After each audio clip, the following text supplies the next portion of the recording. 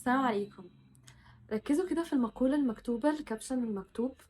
فاكرين لما قعدنا نقول دايما سيب باب مفتوح ودايما يعني استغل كل الأبواب؟ والله العظيم 3 الأغاني والمعازف حرام، فما تحاولش تحللها. يعني خلاص كل الدنيا والعلماء والأئمة والمذاهب أجمعت إن المعازف حرام.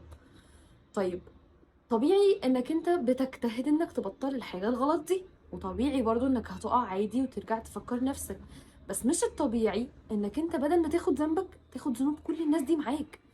الستوري اللي انت بتحطها وعليها ميوزك ده يعني بجد ذنوب، فاهم؟ ما تتعدش، عمال انت تجر وراك وخلاص. طب ليه بقى؟ ما بلاها، يعني هي مش مستاهلة ذنب زي ده. في مقولة جميلة قوي للحسن البصري بتقول: لو لم يعصي الإنسان الله يجن. يعني لو ما عصناش ربنا هنتجنن.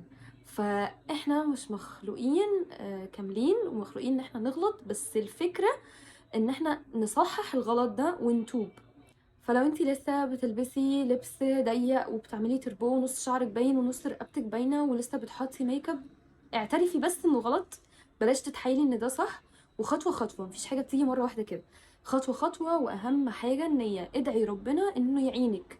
خليك متاكد وخليكي متأكدة ان الفيديو ده مش صدفة خالص انك تشوفيه او تشوفه. انا ربنا بعتني ليكي وليك ان انا افكرك وافكر نفسي. ربنا شرح صدري وصدرك للعلم، وأهلني إني أنا أشوف فيديو أو أشوف تفسير وأجي أقوله عشان يكون تذكرة لنفسي أولا.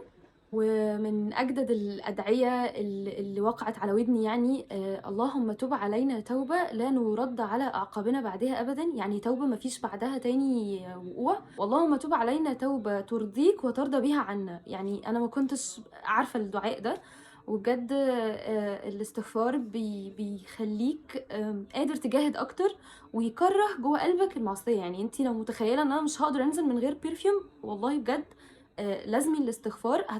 بعد كده هتنزلي عادي من غير برفيوم وهتبقى ريحتك زي القمر. بس كده، سلام عليكم.